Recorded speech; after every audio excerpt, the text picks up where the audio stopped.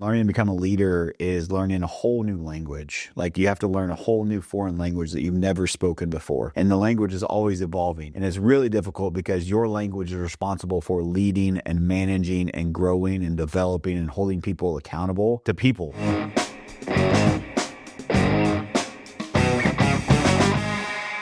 Welcome back to another episode of All or Nothing in Real Estate. I'm your host, Matt Smith, the founder of All or Nothing in Real Estate. As a reminder, this podcast is a movement to give back to this amazing industry that's given so much to me and my family. And today, we're back in the studio. Feels good to be back in a comfy chair, back in the studio. And today, guys, we've got a very, very special episode. Oh, before I forget, I assume you guys already see, but I know most of you listen on audio. So we have a very special guest, Jenna Swift. Welcome back to the show. Thanks for having me. Excited. How do I describe you? I assume everyone knows you. Awesome. Wonderful. Yeah, all of those things. Yeah. But member of Matt Smith Real Estate Group. Yep. A very, very important part of the team that she's like she does everything for everyone person. And that's pretty good. That's a new title. Put it on my title. Yeah, everything for everyone. Put that on a name tag. There. Today I brought Jenna in as a guest, just so we can have some back and forth. But it's a very important topic that I wanted to discuss today, and I think Jenna has a very unique perspective with her, my visionary mindset, and then her very organized and process-oriented mindset, and how all of these things in collective can really help. What we're going to discuss today can help everyone that's listening. And so before I dive into that, I want to share a little backstory of where this came up to be a podcast today. I was actually having a conversation with a potential coaching client today, and they were asking me all kinds of great questions, and we were diving in to try to fix and solve some problems. And they were just very, very frustrated. They're a new team leader, and they were frustrated with their agents. And they're saying, how do I get my agents to make calls? And I sent out I gave them a report card, and I sent them an email over the weekend, and nobody replied. And it was just a lot of these venting sessions that are so familiar to me. I'm like, man, I feel you. I hear it. I hear you. But I said, here's what I think you're experiencing right now is that you're transitioning from salesperson to leader.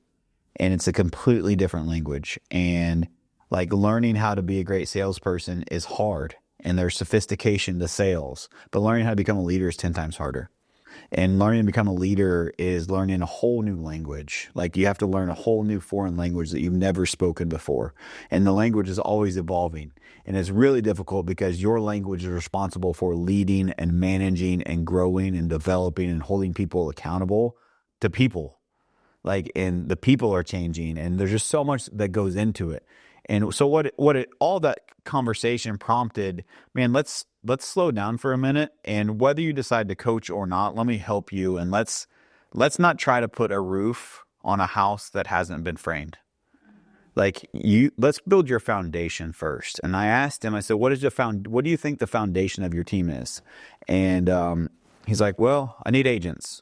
Yep, I agree. But it's kind of really stopped there. And then it was still the frustration conversation. And so I preface it with that is that I want to bring you raw, real, relevant stuff. And what it reminded me of is one of the things that I'm really, really focused on for 2025 in our team is, are we going back to the basics and the fundamentals that got us here? And so what it reminded me of when I shared with him is that I believe there are 4 tenets of a great business, specifically a real estate business. And to me, those are the foundation. And I think that whether you've been a team leader for 100 years and you're the best team leader on the planet, or this is day one for you and you're thinking about starting a team, or maybe you just want to be a better leader for yourself and you want to have a better business for yourself. And everyone in between, I think there is something that everyone can take away from this. These 4 tenets, these 4 staples, these 4 foundational principles that will help everyone run a better business. And so, Jenna, before we dive in, what are your thoughts on that? So I have a couple thoughts, actually. The first thing is when you're talking about that language, that leadership language, and you're talking about how we're talking accountability, we're talking about all these different things, it really comes down to developing the culture of your team. Yes. If your language is not refined and you're not constantly thinking about how is this affecting my environment, how is it attributing to growth, that's your culture that you're building right there. So that was the first one. The second thing I thought about is, I think about a lot, is we went to Chet Black's Tahoe event. It was the 2023 event, and I believe her name's Sherry. Sherry Chase. Yeah, Sherry Chase. And she talked about how she had built this amazing business and it was just exploding. And someone came in and she said, girl, you've got a Rolls Royce without an engine. And I think that's really what we're talking about here is there's so many people out there who they had this success and they were able to build something, which is great. But if you don't have an engine, you're not going to go anywhere for very long. You might have a really fancy car, you might have a nice house, but if the foundation, the engine's not there, you're not going to have any longevity. So good. And what it reminds me of is that, and I'm guilty of this, so I'm not pointing the finger. I'm saying, hey, me too. But just like I looked in the mirror, I want to encourage you to look in the mirror to see if this shoe fits you as well. During the pandemic marketplace, we all fell in love with the magic bullet and everything was great and things were good. And a lot of us leaders got in our ivory towers and we started saying, wow, look around, things are good. We must be great. And we started reading our own press clippings, and I can go into that. But like, I hope you get the point there is I think a lot of leaders maybe got away from, I certainly did, got away from the things that got us to the point where we started feeling like we were getting momentum and traction and success or whatever that is that we were chasing. And one of the things that it reminds me of before we dive into these 4 tenets is a lot of people think what got me here won't get me there. And that couldn't be further from the truth. What got you here will get you there. If you do the same things, the same fundamentals, the same principles, which are in these 4 tenets at a very high level, consistently over and over and over again, and you master those, and then you consistently do those things and add something new. Instead of what I fell in the trap of is I tried to replace some of those things with this new shiny object, or maybe it's a new lead source, or it's a new system, or new technology, or AI this, or this marketing thing that. And I'm not saying those things aren't important, but without the foundation, those things aren't effective. And I think a lot of people are going broke right now. I'm a coach. I'm just speaking transparently. There's a lot of people that are struggling financially in this business. And I think this is a big reason why. And that's why I want to bring this to the forefront to help you. Whether you ever coach with me, we ever meet, you ever come to an event, it doesn't matter. If you're listening to this, I want to help you. And I think let's slow down no matter where you are. And let's make sure, even if you have a foundation, let's shore up that foundation and let's make sure it's rock solid. And let's find maybe one little thing and one little tweak where you can make that a little bit better. And I think where this individual that I was talking to went wrong was they were focusing on the what do I need to do? They were asking what questions. And there certainly is some relevance to answering those what questions, but I think what is more relevant, and the question I asked him is, instead of what do you need to do next, I'm curious if you were to ask your team, and maybe if I were to ask you, who are you as a team? What do you guys identify as? What is important to you? Are you guys in alignment with who you are, what you represent, where you're going, and why you're going there? He's like, well, no one's ever asked me that before. And I said, I think maybe we're focusing on the wrong problem. And so that's where I mean of like have we really been in depth with ourselves of, did we start a real estate team because it was a cool thing to do? Did we start a real estate team because we wanted leverage or we wanted to make money? Sure. All those things, probably for everyone, there's an element of those that are relevant. However, if you're not true with yourself and you're not leading from the heart and you're not building a culture around these 4 tenets of a great business, your business will struggle at some point. And I think for a lot of you and a lot of us, I'm including myself, that point is now, which is one of the reasons I'm doing this podcast. But I'm also, as a team leader in the trenches, working on these 4 things myself alongside my team to improve these things. Yeah, I would say too that the leaders who wake up one day and feel like they don't recognize the business that they have, it's because they haven't stayed true to these tenets. Guilty. And Jenna, you're in the leadership team. You've been a part of it. We've made massive movements back to, and so we were there. I was that person. I woke up and be like, I don't even recognize this place. I don't recognize and I love the people on the team. So this is on me, not on them. Like, this is my responsibility as a leader. But I lost my pulse and I lost my influence and I lost my connection to the community and the culture of the team. And by no means am I the one responsible for the culture. Like, it's our culture polices itself, right? And we're all responsible for improving it, upholding it, and all of that. But I had lost touch myself in the vision of what that should be and why it was important. And as we've been reinstating and reinstilling that back in our environment, what was really cool is even this week, one of our OGs, actually the agent that's been with us the longest on the team, said, you remember what he said? What'd he say?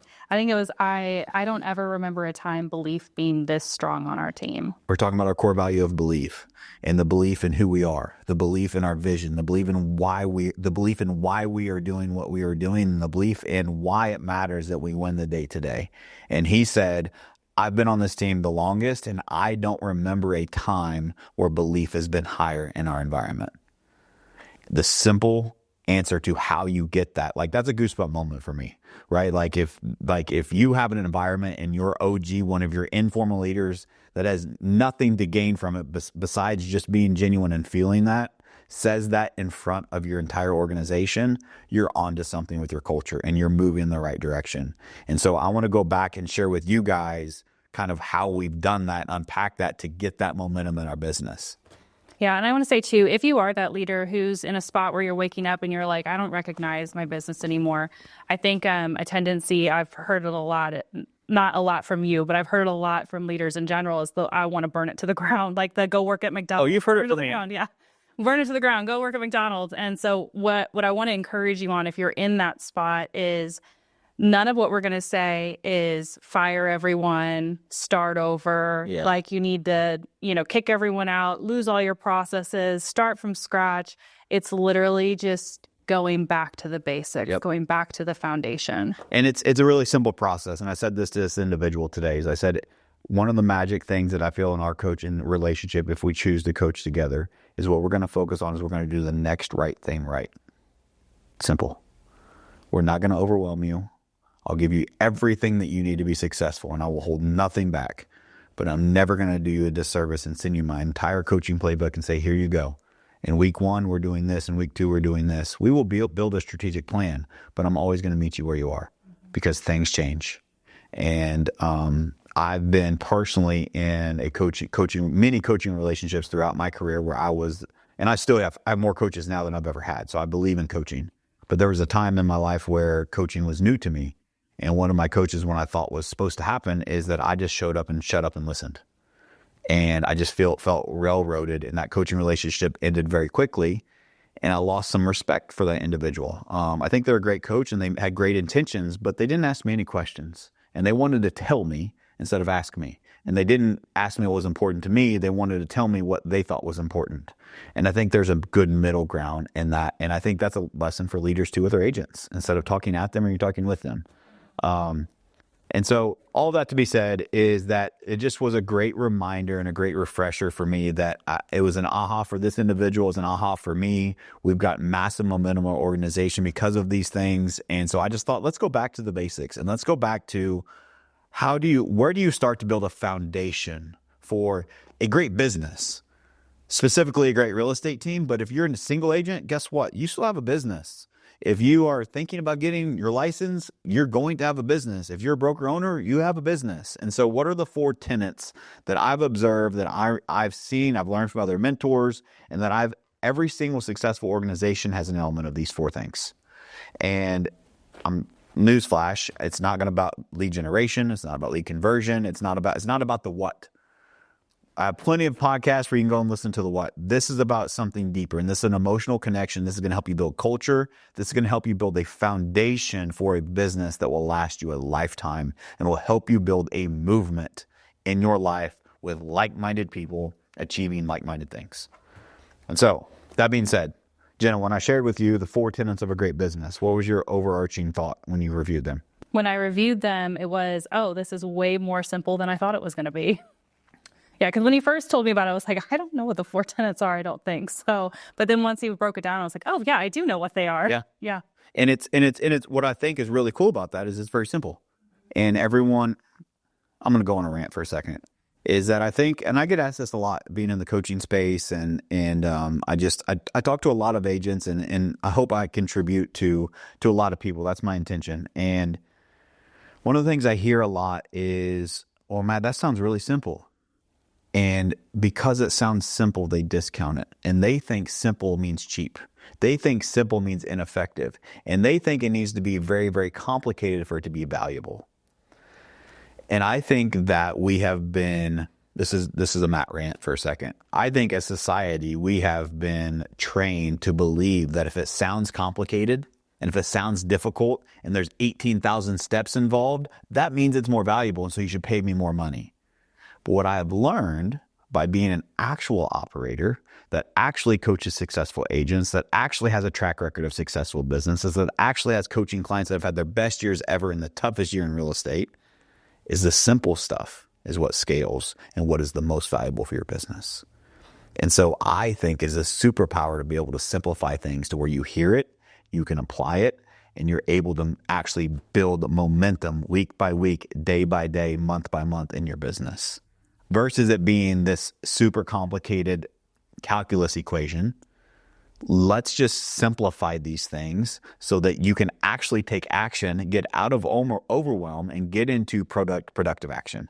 And so that's just like these internet gurus and all this Instagram entrepreneur and all this crazy shit that we live with in today's society has just ruined the fact of what people are looking for. And they're shooting at the wrong target. They want something sexy and they want something complicated and sophisticated.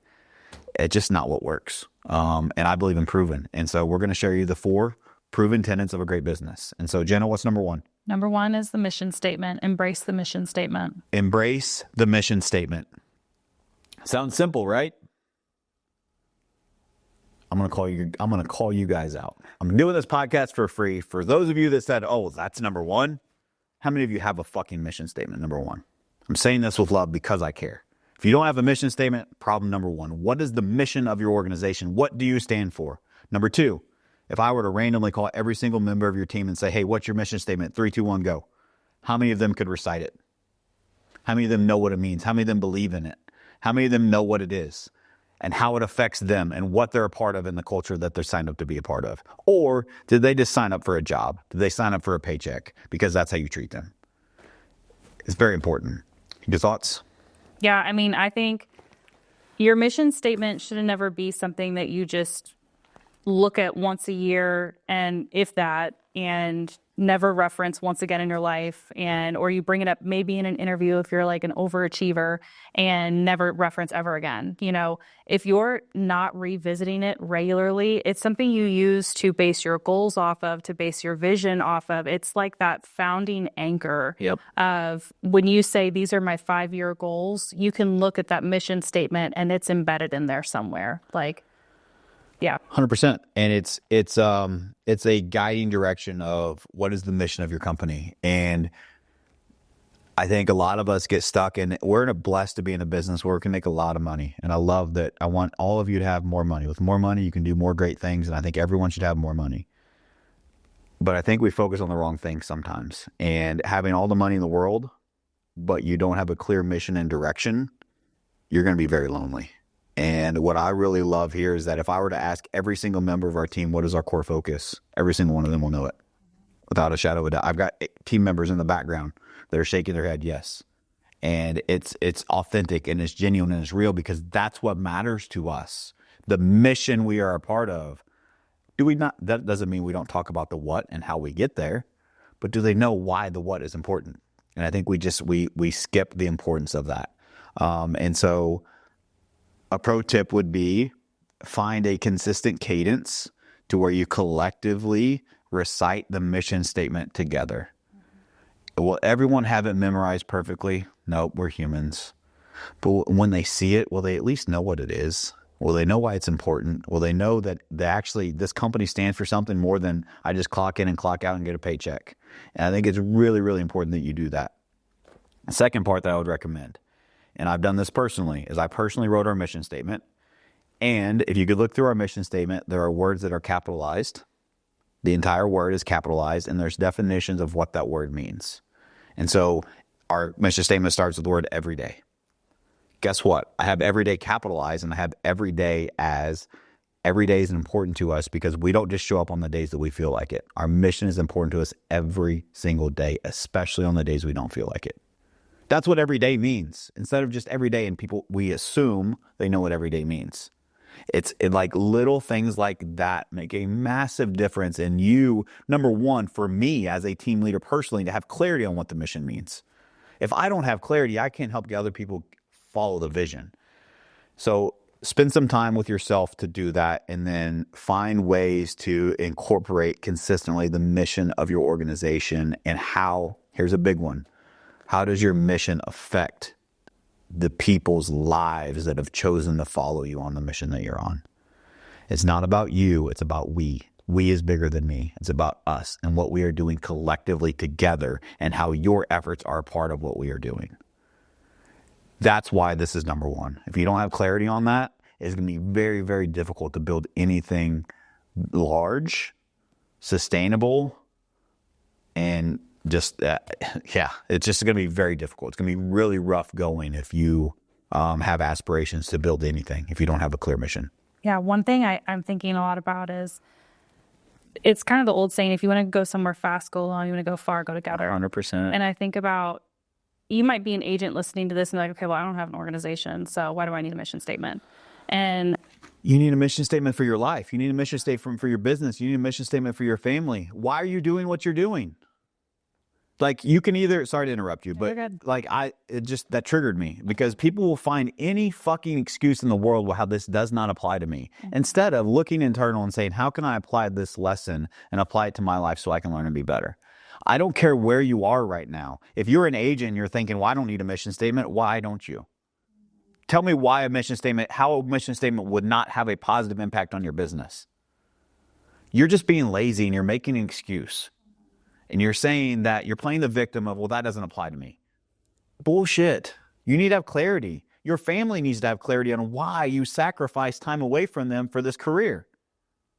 Your clients. Do your clients know your mission? I guarantee a lot of our clients know our core focus. Mm-hmm. There's a reason we grow year after year after year, despite what the market does. And I'll just say this, is that our number one lead source is people reaching out to us. People want to work with us. It just so happens that we are very, very clear on our mission, on our core focus, and who we are as a company. And people want to be a part of that.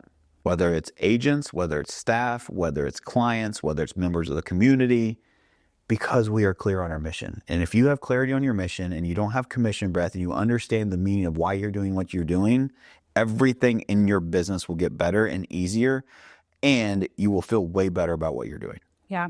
Well, and I think, to me, a mission is a movement, and very rarely is a movement conducted alone. It's almost always conducted with others. You might have someone who was the starting point of a movement, but there's always more people, and that's the point of a mission, is bringing people into it. And so if you're wanting to go far, whether it's as an agent, whether it's you want to find people who can I partner alongside me, who can I have as accountability partners, who can I have motivating me, whatever that looks like, that's a movement that you're looking to gain. If you don't have a mission, you're not going to be moving anywhere. Yeah. Why am I working here? Mm-hmm. Why would I join you? Why you don't have clarity, you don't have a mission, what am I following? Right. And so, I think there's a lot to that. So I think we hit on mission statement. Number one, you need to have a mission statement, and everyone needs to follow it and know what it is. Yeah. Jenna, what's number two? Embody the core values. Man, Jenna, this is just super simple. I don't think this will work for me. This stuff's just too easy. This isn't how you grow a real estate business. I talk about our core values at least like 3 times a day, at least. I mean, I talk about them in one-on-ones. I talk about them when I'm doing process building. I talk about them when in passing with people we work with, when I'm shouting or recognizing somebody in our environment. Yeah. I mean, the amount that I use these core values, which should say something, because I'm not our team leader. I am bought into our culture and I am bought into who we are, and I am 100% in, but I'm not our team leader, and I am so committed to those core values that they are a part of my life, not just a part of me being here, but a part of my life. Yes. Core values are near and dear to my heart, and core values, I think one of the things so the second tenet is embody the core values.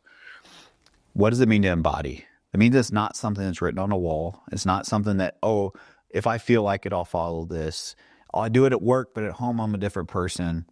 These are values of who you are as a person and who you want to be around. I want to be clear. It doesn't mean you have to be perfect. My visual I give is core values are the guardrails. And guess what? Sometimes you hit the rumble strips. But without core values, you don't have a guardrail and you don't have a rumble strip and you're just going to run off the fucking road. And so we want to prevent accidents. And you may get a flat tire every now and then. Guess what? Now we know once we fix the tire, we know which direction to go because we have boundaries and we have guardrails. And so there's a lot. We could do a whole episode on core values, but for that purposes of this, I think it's really, really important, similar to mission statement. Number one, you have them. Number two, they're clearly defined. So they're not just words, but everyone knows them, number one, but they also know what they mean and how it applies to them. I think that's really, really important. And if you don't know where to start, so this individual I was talking to was like, yeah, I've been meaning to do that. That's been on my to-do list forever.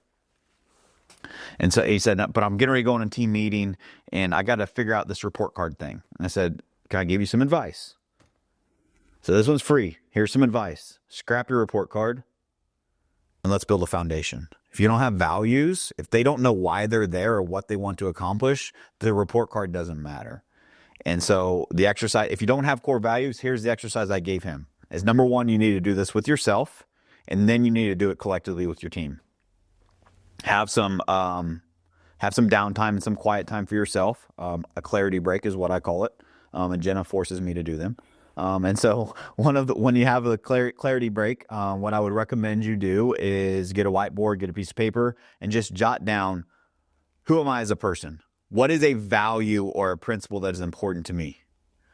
I don't have to model and demonstrate it all the time, but it is important to me. And it's something I'm striving to be. It is something that I want to excel at, or it is something in others that I admire and want more of in my life. What are those things? Write them down. Just brain dump and go crazy. Now, second is, and then you go through and eliminate and pick the top ones and the ones that there's some that'll merge, et cetera, that whole exercise. But for time's sake, second is if you want to, I also think it's important to empower your team that is their values and not yours. So I want to be very clear. Don't let the patients run the asylum. You are the team leader. It is your direction. It is your guidance, but also they need a voice. And I will tell you that when I open up core values and I asked the team and I followed a very similar model I'm going to share with you here, our core values improved drastically because it was our core values, not my core values. And so I would ask your agents, your team, the same exact question. Is guys, I want to go back to the important things of why we're here. Yes, we're here to sell houses. Yes, we can make money. Yes, we can help people. All those things are true. But if we don't have an identity of who we are and what is important to us as a company, as a culture, as a group, and a community, then we're just kind of going willy-nilly. This just becomes a job. And I want way more than that. And one of the things that I have found is that it's really important that we are in alignment with the things and the principles that are near and dear to our heart, that we are in alignment in the things that truly matter in life. And so if I were to ask you, what are the first three things, keep it to three, the first three things that come to mind whenever I ask you, what are the values that are most important to you in your life? What are the principles that you stand on? What are the things in others that you aspire to get more of in your life? What are they? And just have them name them out loud and write them all down on the whiteboard. Go around the room. So what you will find is a commonality. You already have a culture. You already have values. You just haven't articulated it yet. And you will also find there may be a person or two or three that are out of alignment of those values. But is that their fault? Or is that your fault for not setting those boundaries and setting up the culture, communicating that clearly? Any thoughts on that? Values are like a secret weapon in your culture. Yep. They're like, because once you get them and you have that clarity around them, one thing that I've really enjoyed since I've been here, I've really watched our core values transform in a really awesome way. When I started, we had a lot of core values and nobody knew them off the top of their head, including me. Yeah, you could ask someone, "Hey, what are our core values?" And they're like, "I don't know." I could piece it together if you gave me 20 minutes. Yes. Right? And there was a transformation of, okay, we need to do a little bit of less is more. Let's narrow our focus. What are the most important values that we want retention on? We narrowed it down and we formed an acronym, READY, and we've added since then, I think now it's Be Ready. Everyone in our environment now knows our core values. There is literally not a single person. They may not know the order because there's some repeating letters, and so they get confused. But some people will have a hard time spelling. Yes. So, but we now know them, and what that has done for our environment is one, accountability. We're able to hold each other accountable because we actually know the values that we're holding each other accountable to. We're able to hire and fire around our core values. We are protecting our culture with our values. So your values go from being this written thing on a document to becoming a living and breathing thing because it's literally influencing every aspect of your culture. 100%. And so Jenna said it there. I just want to remind you, how are core values important and relevant? Number one, this should be part of your everyday conversations. It's not where core values go wrong, is we created them, we spent a little bit of time, we made one word, core values, and we put them up on the wall, and we talk about them once a year. That's not values. That just doesn't work. And so hire and fire by your core values. You train by your core values. You improve by your core values. You have coaching conversations around your core values. You have someone that doesn't take out the trash, which is one of my pet peeves, and just shoves this shit down further, even though it's overflowing and spilling. Everyone's laughing because they know. Well, guess what? Those are learning lessons around a core value. It's not Matt's mad because you didn't take out the trash. No, you're not in alignment with our core value of taking initiative because you saw that this was full. Are you going to argue with me? Or are you going to, another core value, accept responsibility of, you're right, I should have taken that trash out? Like, it sounds simple, but now it's not just me reprimanding or being upset or yelling or whatever may happen with trash. Sometimes I yell. It's a trigger for me.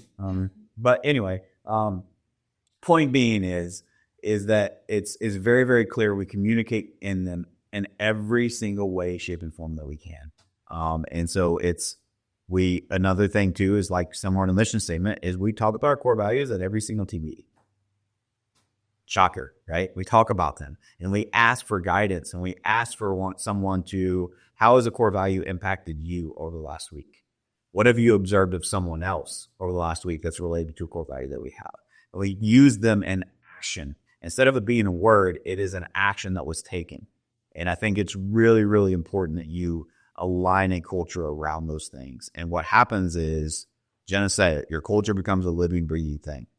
And I truly believe that values are like the foundational block of having a great culture. If you don't have clear values and that people abide by and people protect and uphold, collectively as a group versus you as a leader, it's a whole different culture shift. And if you want to grow anything, you need those core values. And that's what really helps build and grow and sustain a thriving culture, is your core values. Yeah. And I think too, I hope one thing you guys are hearing as Matt sharing all of that is, if you're a team leader looking for freedom within your business, that right there, like, if you don't have core values, you're handcuffed at that point because you're just fingers crossed hoping that people are reading your mind of what's important to you and the things that are important to your business. You're like, I hope that they know these things. Yes. They should know these things. Well, why should they? If you haven't made them a core value, you're just putting handcuffs on yourself. If you want to be able to have the freedom to have a business that is functioning as an entity within itself, that is you've got people holding each other accountable. You've got something that isn't so reliant upon you as a singular person. Core values, mission, like these foundations that we're talking about will give you that freedom. Yeah, it gives you a chance to share your voice and your vision of what you want to accomplish. And then now they can choose to opt in or opt out if they're not in alignment or are in alignment. And then you just uphold that collectively together. And sounds really simple. It's really complex. And it changes things. And it's very important. And I think to living, breathing thing, I believe your culture is a living, breathing thing. And what that means is, it is getting better or it is getting worse every single day. It's not staying the same. If it's staying the same, the world is passing you by. And so it's getting better or worse every single day. In addition to that, is that you can build a culture to where it polices itself. And whenever you have a culture that polices itself and people self-select out because they realize they are no longer a fit based upon the values and principles of who you guys are as a company, that is one of the best things that can happen to your organization. Now you have a movement. Now you have something that people will fight for and they want to be a part of, because how many people complain about shitty workplaces? How many people complain about terrible bosses? How many people complain about, especially sales jobs where it's cutthroat, it's this and it's that? These things, I'm not going to say fix all that. They help with all of those things. And these are so important that there have been multiple times in our organization where if it comes to a core value, I'm non-negotiable. Values and principles, non-negotiable. Does it mean everyone's has to be perfect? No. But there's a lot of things that we act fast. And if you break core values and you do it consistently, you're not willing to improve, you're just not a good fit for us. Period. No and ifs or buts about it. Don't believe me? We let go of 2 of our top performers in our organization that made the company lots of money because they were no longer great core value fits. Now, whenever that move is made and I make that decision, what kind of safety does that present to everyone else in the environment that is willing to uphold the culture and the values that we stand for? Because if Matt's willing to fire the top producer not because they weren't producing, but because they were not in alignment with the values that is most important to this organization, I'm not just saying it, I'm showing it. Everyone else has bought in 10 times now. Absolutely. Cool. So number 1 is embrace the mission statement. Number 2, embody the core values. Number 3, adhere to the 5 dysfunctions of a team.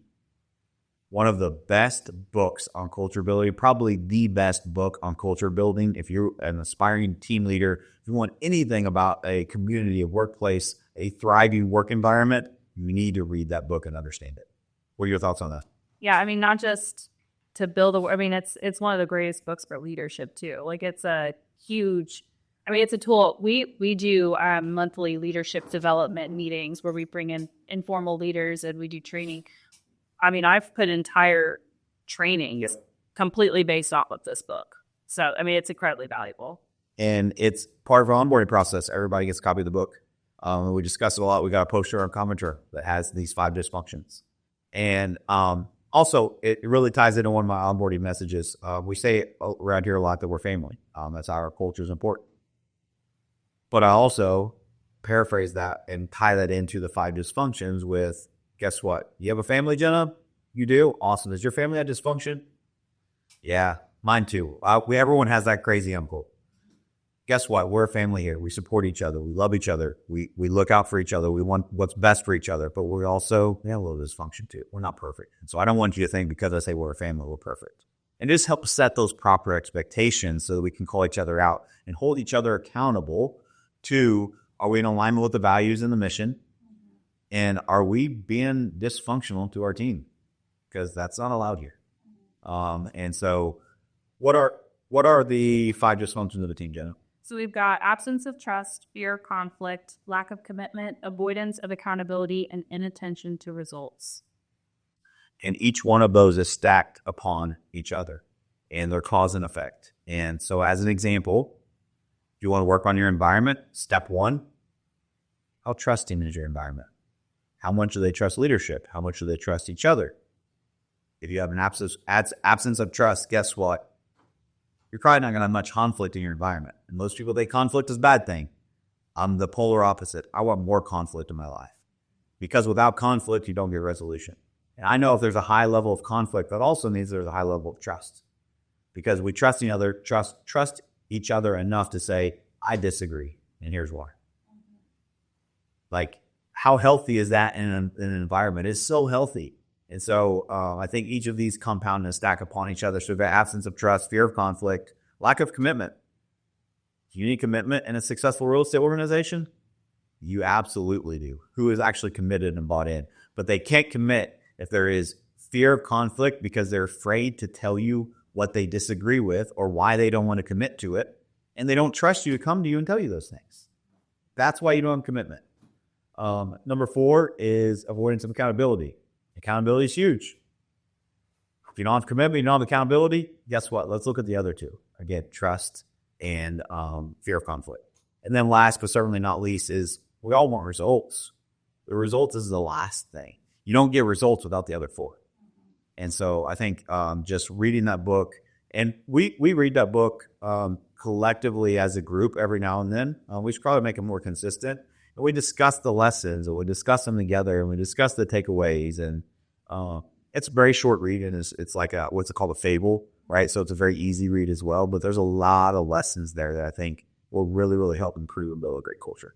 Yeah, and this is a great culture diagnostics test, I guess would be a good word. Oh, yeah. And so you might be listening to this, and if I was saying absence of trust, fear of conflict, but going through all 5, you're probably like, check.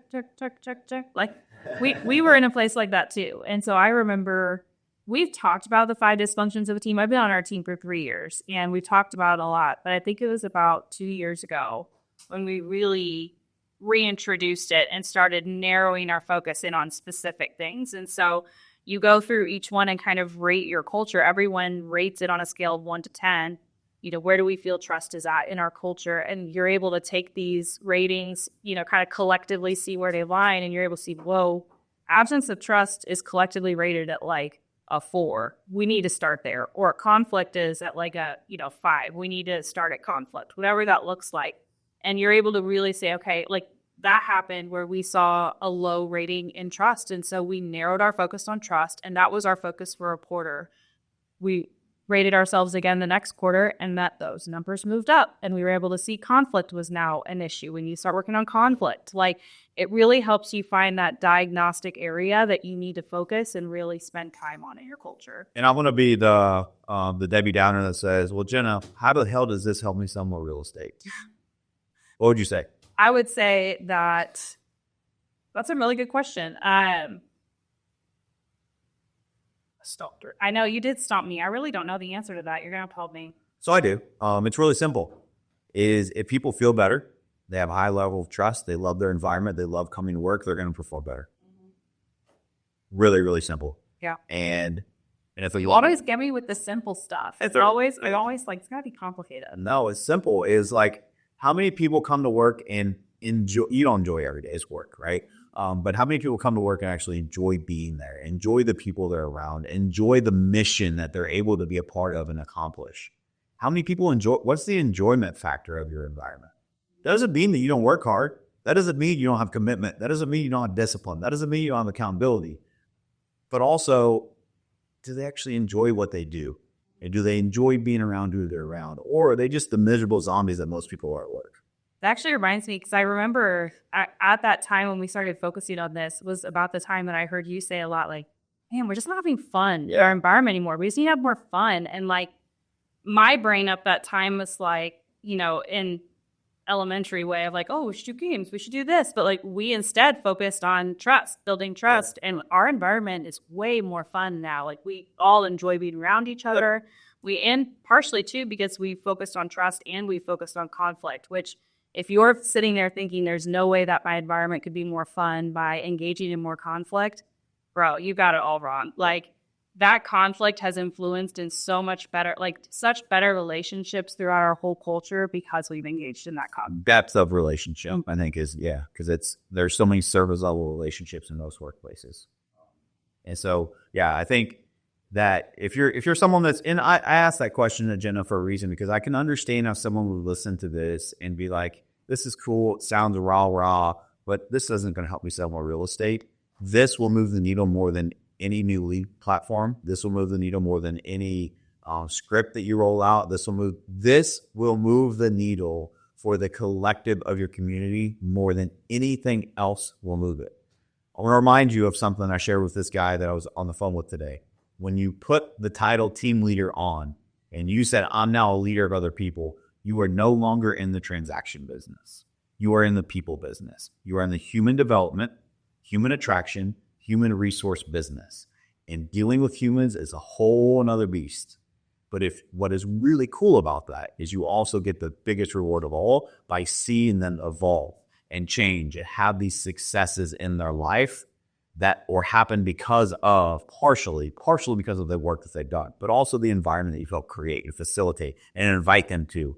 And that is where leadership gets to be so rewarding and fulfilling. There is nothing like it. Seeing someone struggle and then lead into an environment and then succeed at a very high level, like that is my drug of choice. And it's not easy. It's difficult, But that's what these things do. And then think about from this perspective. If you're sitting there thinking, well, how does this help me sell more real estate?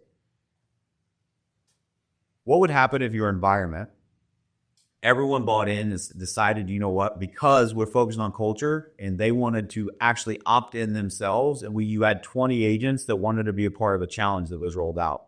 You had 20 agents that said, you know what, for every single day for an hour, I'm going to prospect. And if you're not, I'm going to hold your ass accountable. I'm not relying on that, not relying on leadership. I'm going to say, hey, Jenna, why didn't you show up to prospect an hour? We committed as a team. And then your activity, 5X as in a day as an organization. That's not even your standard. You had five times the amount of people showing up to role play, showing up to trainings, putting in the work as far as making the phone calls.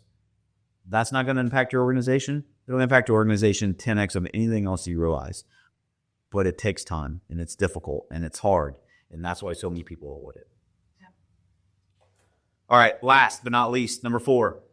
Be self-managed and self-disciplined. Jenna, why is that important? Oh my goodness. Like a million reasons I can think of. But I think when I first thought of this, I was thinking back to we do our leadership offsites quarterly. And usually in these, we're looking at issues at the company level. And they're like, okay, we see these issues. Man, we've got people that aren't self-managed and we've got this happening and all that. And then we'll start talking about ourselves as leaders and what's on our plates and what we're doing. And every single time, the things that are going on in the team that we're frustrated with, so whether there's a lack of self-management and lack of self-discipline, guess who's also not self-managed and not self-disciplined? Leadership. So I think that's the first thing I thought about is if you yourself can be self-managed and self-disciplined, that influences the environment around you tenfold. So I want everyone to listen into this. I want to say this, and I want you to understand this is probably the most important. If you're an aspiring leader, are a leader, or want to become a leader, this is going to be the most profound statement of this entire podcast.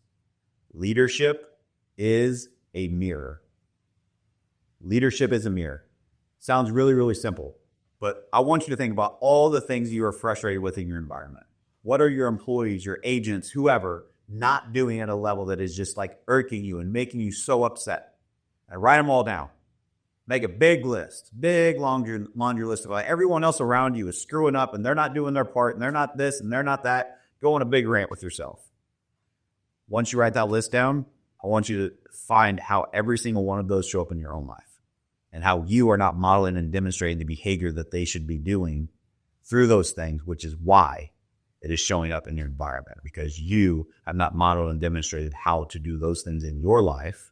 And so they are just a reflection of your actions and your activities. You don't believe me? Try it.